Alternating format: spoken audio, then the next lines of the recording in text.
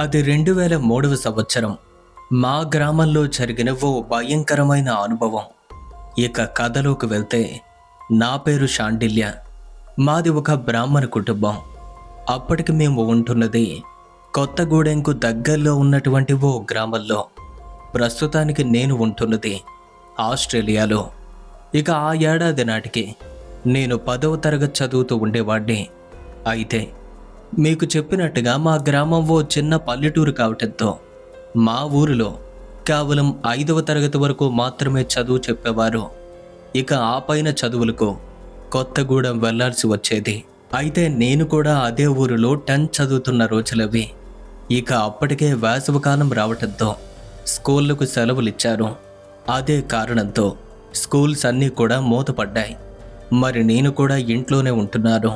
మాది ఒక చిన్న పల్లెటూరు కావటంతో ఉదయం 10 గంటలకే అబ్బాయిలమంతా కలిసి ఎక్కడెక్కడో తిరుగుతూ ఆటపాటలతో సరదాగా గడిపే రోజులవి. ఆ రోజు నేను నా స్నేహితులతో కలిసి ఇంటి నుండి బయటకు వెళ్ళిపోయాను. ముందుగా మా ఊరి చివర ఉన్నటువంటి ఓ బావికి చేరుకుని అందులో ఈత కొడుతూ మధ్యాహ్నం 1 గంట వరకు గడిపాం. ఇక ఆ సమయంలో ఇంట్లో వాళ్ళు మా కోసం ఎదురు చూస్తారని మేమంతా కూడా ఎవరి ఇళ్లకు వారు చేరుకున్నాం. ఇక భోజనం చేసిన వెంటనే కొద్దిసేపు కూడా ఉండకుండా మా ఊరి స్కూల్ దగ్గరికి చేరుకుని ఫ్రెండ్స్ అంతా కూడా సరదాగా గడుపుతూ ఉన్న వేళ అది. అప్పటికే మా ఊరి పాఠశాల ఎంతో అందంగా ఉండేది. స్కూల్ చుట్టూ కూడా అశోక చెట్లతో పాటు రావి చెట్టు అలాగే మర్రి చెట్టు కూడా ఉండేది. ఇక వాటి యొక్క చల్లదనం కోసం మాలాంటి వాళ్ళు మాత్రమే కాదు, పెద్ద పిల్లలతో సహా చదువుకుంటున్న వాళ్ళు ఎంతోమంది మరి ఎప్పటిలాగే ఆ రోజు కూడా స్కూల్ దగ్గరికి చేరుకుని వారి వారి స్నేహితులతో గడుపుతున్న సందర్భంలో మా ఊరికి 2 రోజుల క్రితమే వేరే ఊరికి చెందినటువంటి కిషోర్ అనే అబ్బాయి వాళ్ళ ఫ్యామిలీతో కలిసి సమ్మర్ హాలిడేస్ కోసం వాళ్ళ అమ్మమ్మ గారింటికి వచ్చాడు. తాను చదువుతున్నది 8వ తరగతి. అప్పుడప్పుడు వచ్చి వెళ్ళటంతో మా ఊరి వాళ్ళతో సహా తనకు స్నేహం ఏర్పడింది. అయితే తనకి నాకు ఎటువంటి పరిచయం కూడా పెద్దగా లేదు. మరి కిషోర్ వారితో కలిసి గూటి బిళ్ళ ఆడుకుంటున్నాడు. మేమేమో క్రికెట్ ఆడుకుంటూ నేను కొట్టే బాల్ స్కూల్ వెనక్కి వెళ్ళి పొదల్లో పట్టడంతో చివరికి నేను కూడా వెళ్ళి వెతక్క తప్పలేదు. మేమంతా కూడా బాల్ కోసం వెతుకుతున్నాం, కానీ ఎక్కడా దొరకలేదు. ఇక అప్పుడే నాకు దృశ్యం కనిపించింది. మూత తెరుచుకుని ఉన్నటువంటి ఓ బాత్రూమ్ ట్యాంక్ అది అప్పటికే తెరిచేసి ఉంది. ఇది స్కూల్ కదా, ఇలా తెరిచి ఉండటం ఏంటి అని ఆలోచిస్తుంటే అక్కడే ఉన్న ఒక వ్యక్తి, ఇది నిన్న రాత్రి క్లీన్ చేద్దాం అనుకున్నాం, కానీ ఎవ్వరూ లేకపోయేసరికి అలాగే వదిలేశాం. ఈరోజు నైట్ దీన్ని క్లీన్ చేయాలి అని చెప్పాడు.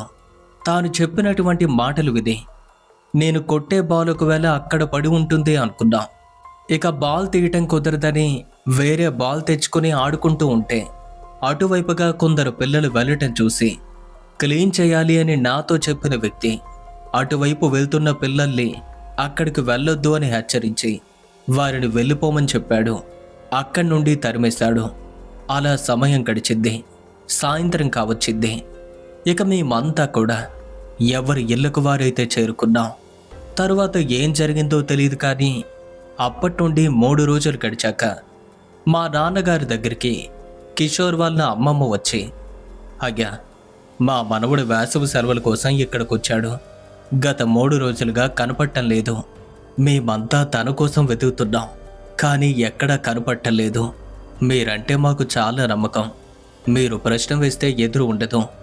నా మనవడి కోసం ప్రశ్న వేసి దయచేసి వాడెక్కడున్నాడో చెప్పండి అని బ్రతిమాలేసరికి అలాంటి వాటిలో మా నాన్నగారు మహాదిట్ట. అప్పటి వాళ్లకు అలాంటి వాటిపైన నమ్మకాలు కూడా చాలా ఎక్కువ. తాను చెప్పడంతోనే మా నాన్నగారు పూజా మందిరం ముందు కూర్చొని ముగ్గు వేసి యంత్రాన్ని గీశారు. కిషోర్ వాళ్ళ అమ్మమ్మ కూడా అక్కడే కూర్చుంది. మా నాన్నగారు వెంటనే గవ్వలు వేస్తూ తన కోసం తెలుసుకునే ప్రయత్నం చేస్తుంటే ఇక వేస్తున్నటువంటి 2 ముఖాల గవ్వ మాటి మాటికి ఉత్తరముఖంగా వెళ్ళి పడుతుంది. యంత్రంలో ఉత్తరముఖం అనేది మనం ఉండే ఊరిని సూచిస్తుంది. మరి మాటి మాటికి ఆ 2 ముఖాల గవ్వ ఉత్తర ముఖంలో వచ్చి పడుతుంటే మా నాన్నగారు దాన్ని చూసి, నీ మనవడు ఎక్కడికి పోలేదు, మన ఊరిలోనే ఉన్నాడు, అని చెప్పేసరికి తాను ఆశ్చర్యపోయింది. అయ్యా, వాడు మన ఊళ్ళోనే ఉంటే ఇంటికి రాకపోవటం పెట్టి. లేదయ్యా, నిజం కాదు, వాడెక్కడికో వెళ్ళిపోయాడు అని ఏడుస్తూ మాట్లాడుతుంటే వెంటనే మా నాన్నగారు మాత్రం, మీరు ఏడవలసిన పనిలేదు, మీ మనవడు ఖచ్చితంగా మన ఊళ్ళోనే ఇక్కడికి దగ్గరలోనే ఉన్నాడు అని చెప్పారు. ఇక తను వెంటనే మా ఇంటి నుండి వాళ్ళ ఇంటికి చేరుకుని తన వాళ్ళతో వాడు ఎక్కడే ఉన్నాడు అని అయ్యవారు చెప్పారు. మళ్ళీ వెతుకుదాం పదండి అని తన కోసం వెతుకుతున్నారు. ఇక అంతవరకు మాత్రమే నాకు తెలుసు. ఆ తరువాత ఏం జరిగిందో కూడా తెలీదు. కారణం ఏంటంటే, వేసవి సెలవుల్లో అనకాపల్లిలో ఉన్నటువంటి మా అత్తమ్మ వాళ్ళ ఇంట్లో ప్రతి ఏటా ఉండటం నాకు అలవాటు. అందుకే ఆ రోజు సాయంకాలం నేను మా చెల్లితో కలిసి ఆ ఊరికి ప్రయాణమై వెళ్ళిపోయాను. అలా వెళ్ళిపోవటంతో ఆ విషయాన్ని కూడా అక్కడితో మర్చిపోయాను. రోజులు గడిచిపోతున్నాయి. కానీ నాకు తెలియని విషయం ఏంటంటే, కిషోర్ అప్పటికీ కూడా కనిపించలేదని. ఈలోగా చాలా రోజులుగా మూతను తెరిచి విడిచిపెట్టినటువంటి బాత్రూమ్ ట్యాంక్ గురించి మా సర్పంచ్ గారు మాట్లాడుతూ అది క్లీన్ చేయాల్సిన వాళ్ళతో ఏదో చెప్తుంటే వారంతా కూడా, మాకు వేరే వేరే పనులున్నాయి, అందుకే శుభ్రం చేయలేకపోయాం, ఇప్పుడు కూడా మాకు తీరిక లేదు, వీలు చూసుకొని ఎప్పుడైనా ఖాళీ ఉంటే క్లీన్ చేస్తాము అని చెప్పగా, సరే మీరెప్పుడైనా సరే క్లీన్ చేయండి, పర్వాలేదు, కానీ స్కూల్ తెరిచేలోపు ఖచ్చితంగా పూర్తి చేయాలి. మరి ఈలోగా కుక్కలు కోళ్ళు లాంటివి ఏమైనా అక్కడ పడిపోయే ప్రమాదం ఉంది కదా, అందుకే దానిపైన మూత కూడా వెయ్యండి అని చెప్పారు. వాళ్ళు ఆ పని వెంటనే కానిచ్చారు. అది అక్కడితో ముగిసిద్ది. ఇక మా విషయానికి వస్తే, దాదాపుగా నెల రోజుల పాటు అనకాపల్లిలో గడిపి అనుకోకుండా చెల్లికి కడుపులో నొప్పి ఎక్కువ కావటంతో హాస్పిటల్కు తీసుకువెళ్ళాం. అది నయం కావటం, మళ్ళీ పెయిన్స్ రావటం, ఇలాంటివన్నీ కూడా జరుగుతూ ఉంటే నాకే భయంగా అనిపించింది. ఇక వెంటనే అత్తమ్మ వాళ్ళతో చెప్పి చెల్లిని తీసుకుని తిరిగి మా ఊరికి వచ్చేశారు. చాలా దూరం ప్రయాణించడంతో మరుసటి రోజు నేను ఎక్కడికి వెళ్ళలేదు. ఆ తరువాత రోజు ఊళ్ళోకి వెళ్ళి నా స్నేహితుల గురించి ఆరా తీయగా వాళ్ళు కూడా నాలాగే సెలవు రోజుల్లో ఆనందంగా గడపడానికి వారి చుట్టుపక్కల ప్రాంతాలకు వెళ్ళిపోయారు. ఇక వెంటనే విషయాన్ని తెలుసుకుని ఏమీ చెయ్యలేక ఇంటికి తిరిగొచ్చేద్దాము అనేసరికి నాకంటే జూనియర్స్, చిన్నపిల్లలతో సహా అంతమంది కూడా స్కూల్ గ్రౌండ్లో ఆడుకుంటున్నారు. ఒంటరిగా ఇంట్లో గడపటం అలవాటు లేని నేను వెంటనే గ్రౌండ్కి చేరుకున్నాను.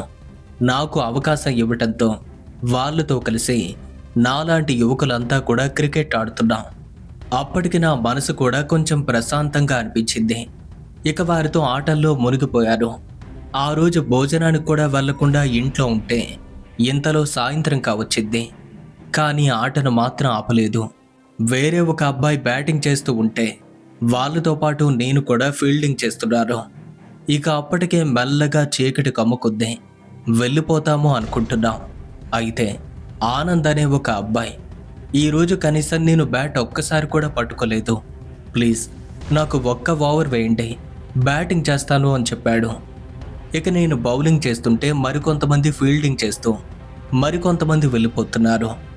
కేవలం 3 బాల్స్ వేశాను. వాడు బ్యాటింగ్ చేశాడు. ఇదే ఆఖరి బాల్, ఆ తర్వాత వెళ్ళిపోదాము అని చెప్పారు. ఒక్క బాల్ వేయగా వాడు ఆ బాల్ చివరిది కావటంతో బ్యాట్తో గట్టిగా కొట్టాడు. అది వెళ్ళి స్కూల్ వెనుక ఉన్నటువంటి ఓ రూమ్ వైపుగా పడింది. ఇంతలో బ్యాటింగ్ చేస్తున్న అబ్బాయితో పాటు ఇంకో 2 కుర్రవాళ్ళు, అన్నా మేం కూడా వెళ్ళిపోతున్నాం, బాల్ దొరికితే మీ ఇంటికి తీసుకువెళ్ళిపోండి, రేపొద్దున్నే మళ్ళీ ఆడుకుందామని చెప్పి నన్ను ఒంటరిగా విడిచిపెట్టి వాళ్ళైతే వెళ్ళిపోయారు. అయితే అప్పటికే నెమ్మదిగా చీకటి కమ్ముకుంది. కానీ నేను మాత్రం బాల్ కోసం వెతుకుతున్నాను.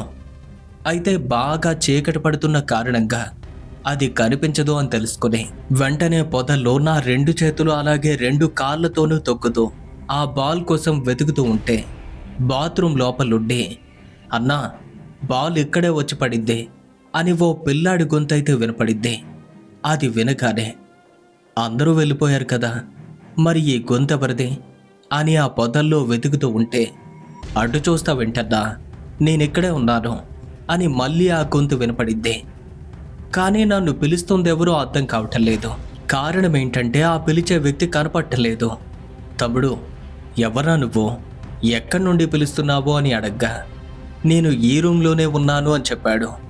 రూమ్లో ఉన్నావా, అది ఎక్కడ అనగా అన్నా నీ కుడి చేయి వైపుగా తిరిగి చూడు అని పిలిచాడు.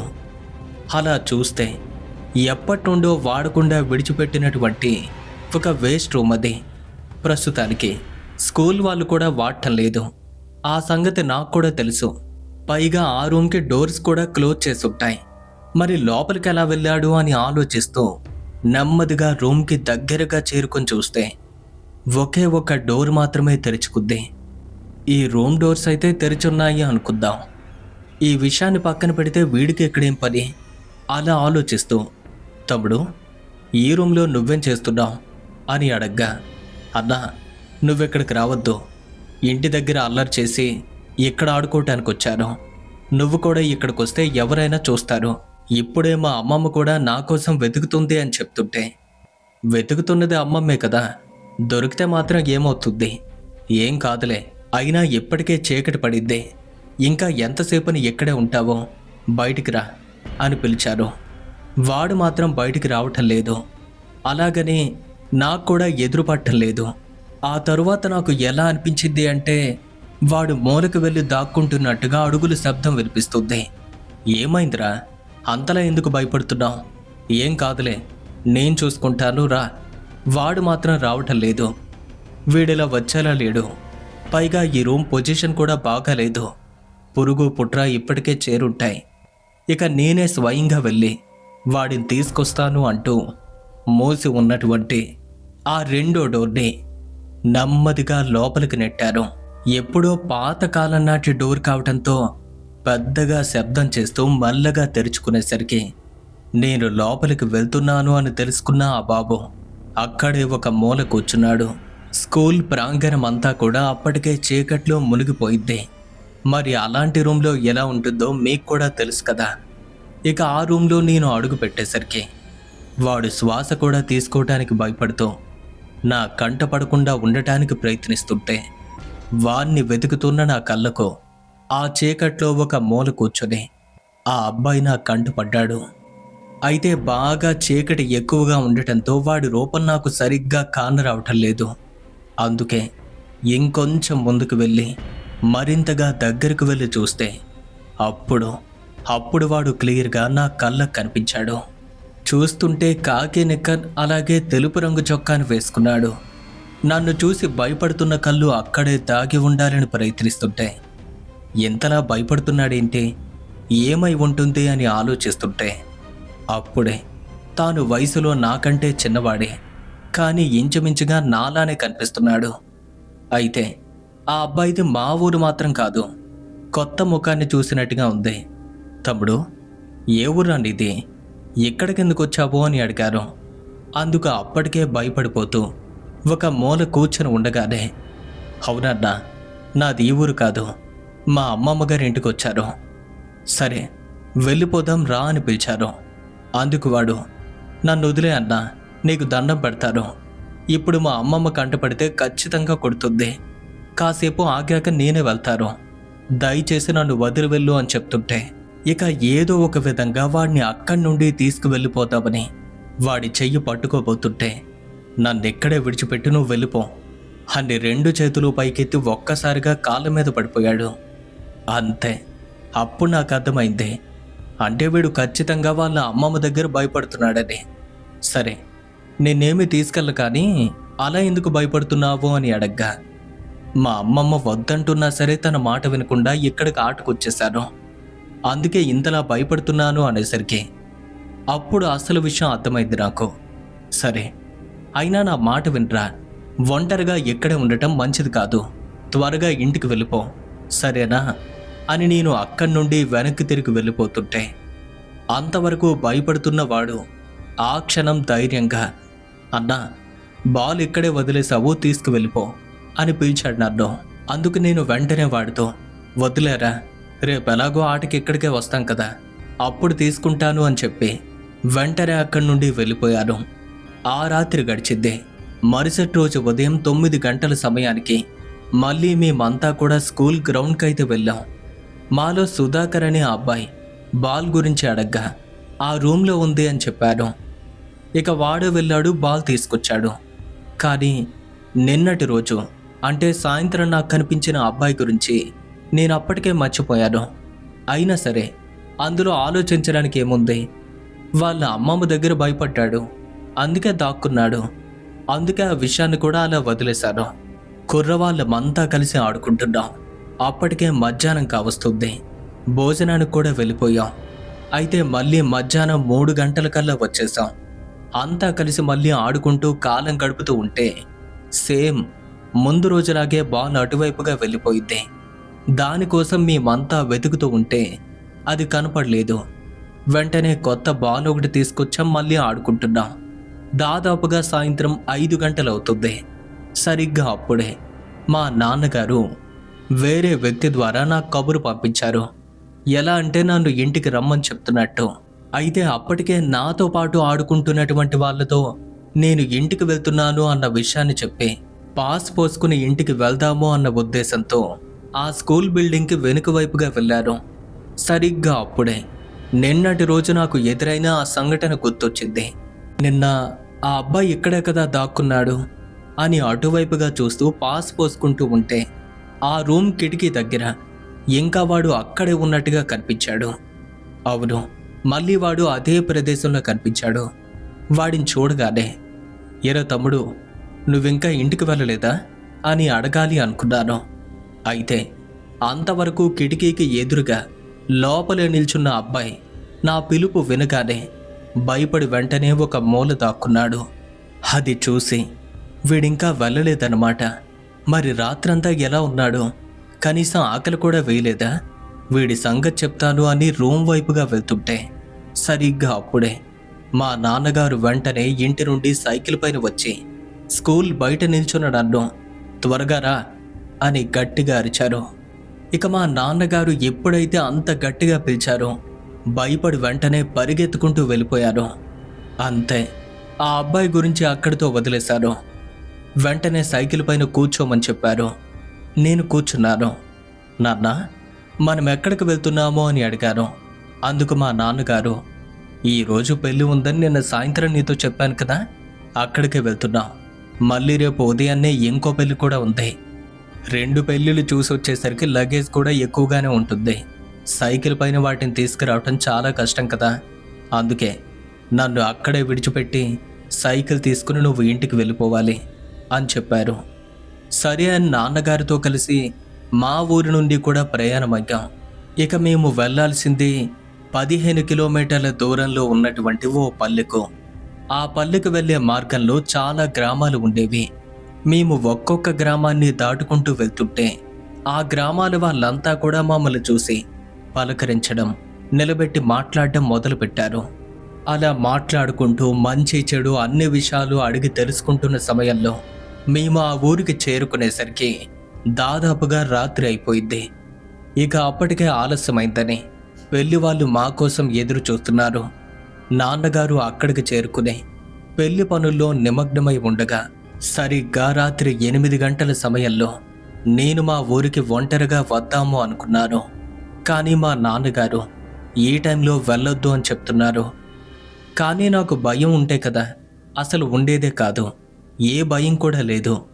నేను వెళ్ళగలను అని నాన్నగారితో చెప్పి ఇక ఆ టైంలోనే మా ఊరికి సైకిల్ పైన ఒంటరిగా బయలుదేరి వస్తున్నారు. ఇక అప్పట్లో చీకటి పడితే చాలు ఊరి బయట మార్గాలన్నీ కూడా నిర్మానుష్యంగా మారిపోయేవి. కానీ ఆ కాలం మనుషులు రాత్రి వేళలో కూడా ఒంటరి ప్రయాణాలు అవలేలుగా చేసేవారు. మా నాన్నగారు కూడా ఎంత రాత్రైనా సరే ఒంటరిగానే ఇంటికి వచ్చేసేవారు. ఇక ఆ రోజు నేను కూడా అలాగే మారిపోయాను.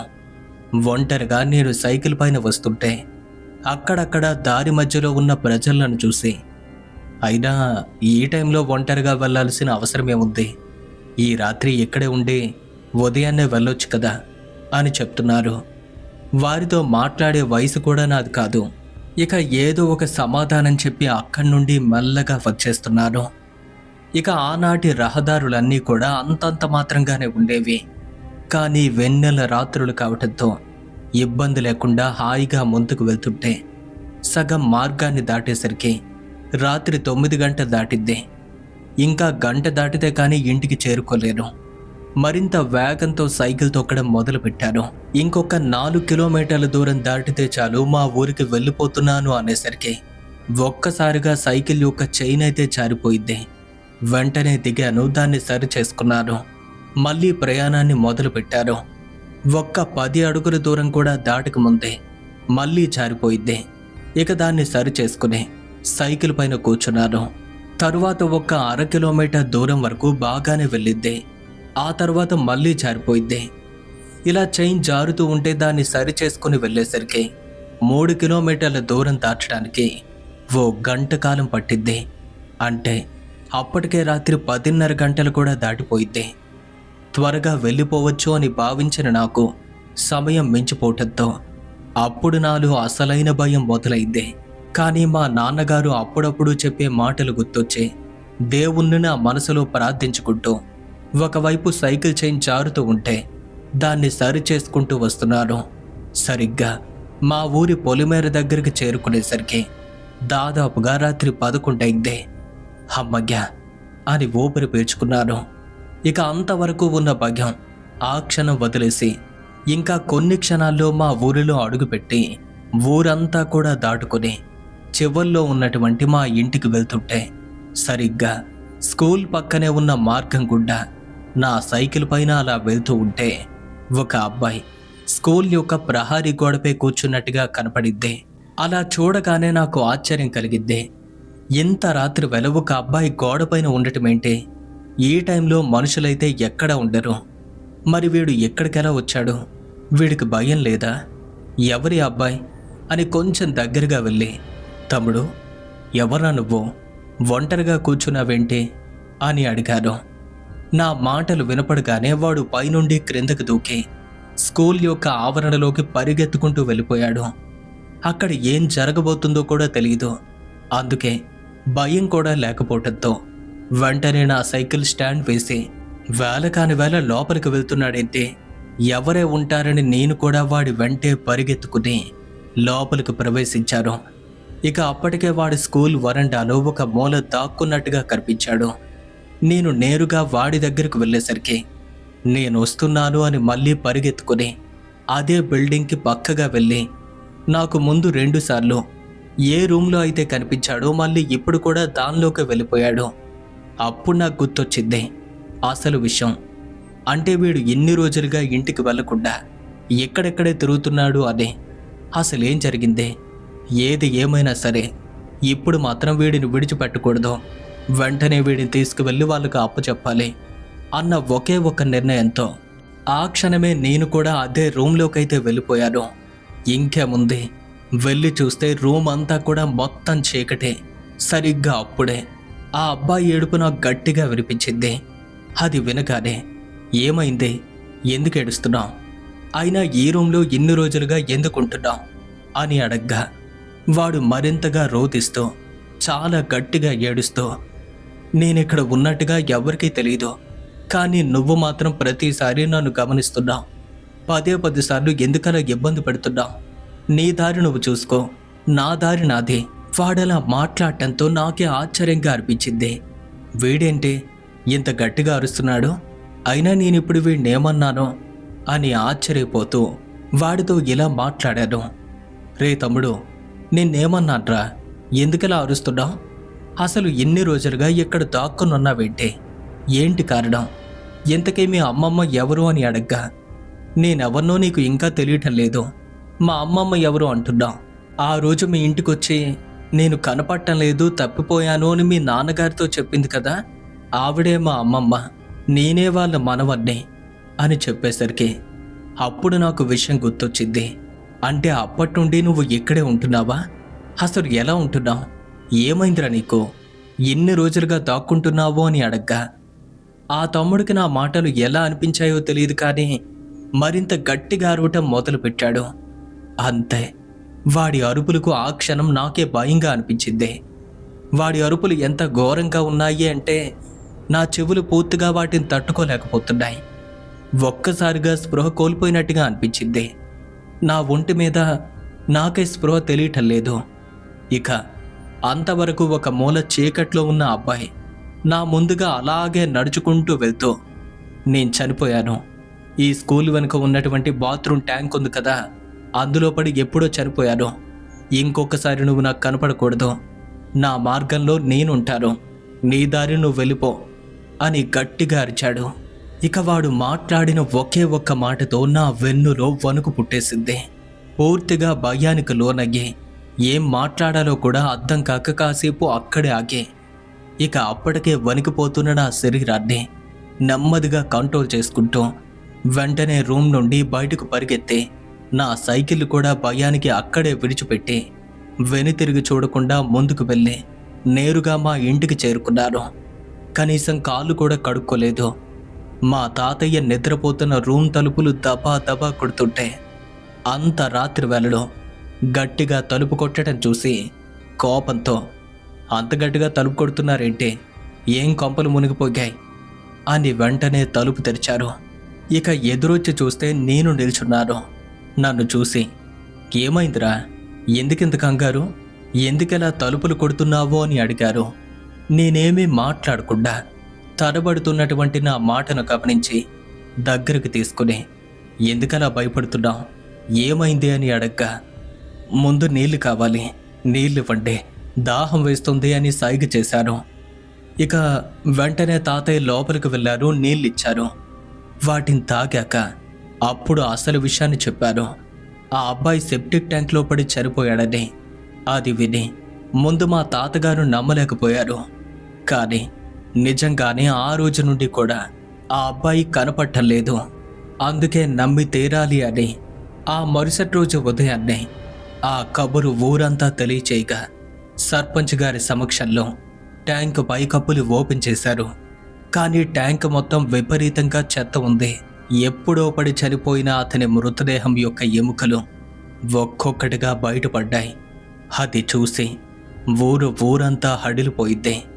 కానీ ఒక్కొక్కరు మాట్లాడే మాటలేంటంటే, తాను అందులో పడిపోయాక కనీసం వాసన కూడా రాకపోవటమేంటి, కానీ అప్పటికే ట్యాంక్ మొత్తం చెత్త ఉంది కదా, బురద కూడా ఉంది, వాడు అందులో పడి చనిపోయినప్పటికీ అందుకే వాసన కూడా రాలేదు అని, చివరికి వాడు అందులోనే పడి మరణించాడు అని నిర్ధారించారు.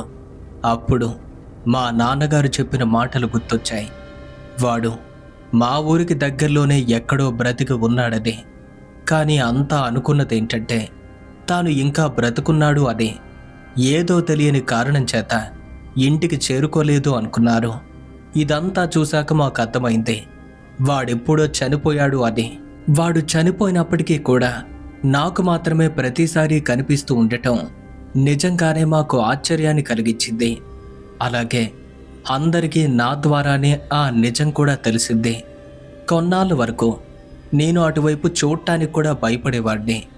కానీ మరికొన్నాళ్ళకి ఆ భయం పూర్తిగా తొలగిపోయింది. కానీ ఈ సంఘటన మాత్రం అలాగే నా మనసులో పదిలంగా ఉంది. అది గుర్తొచ్చిన ప్రతిసారి భయంతో పాటు ఆశ్చర్యం కూడా కలుగుతూ ఉంటుంది. ఈ విధంగా తన జీవితంలో జరిగిన ఈ సంఘటనను మనతో షేర్ చేసుకున్నారు షాండిల్య గారు. మరి వారికి మన ఛానల్ తరపున ప్రత్యేకంగా ధన్యవాదాలు తెలియచేసుకుంటున్నారు. మరి ఈ స్టోరీపై మీ యొక్క అభిప్రాయాన్ని ఖచ్చితంగా క్రింద కామెంట్స్ రూపంలో మాకు తెలియచేయండి.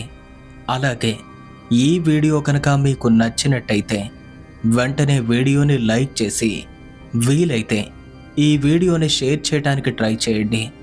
ఇలాంటి మరిన్ని హారర్ స్టోరీస్ని మీరు రెగ్యులర్గా వినాలి అనుకుంటే ఇప్పుడే మన ఛానల్ను సబ్స్క్రైబ్ చేసుకోండి. మీ జీవితంలో జరిగిన భయంకరమైన అనుభవాల్ని మాతో పాటు షేర్ చేసుకోవాలి అనుకుంటే మన యొక్క ఇన్స్టాగ్రామ్కి డైరెక్ట్గా DM చేయండి.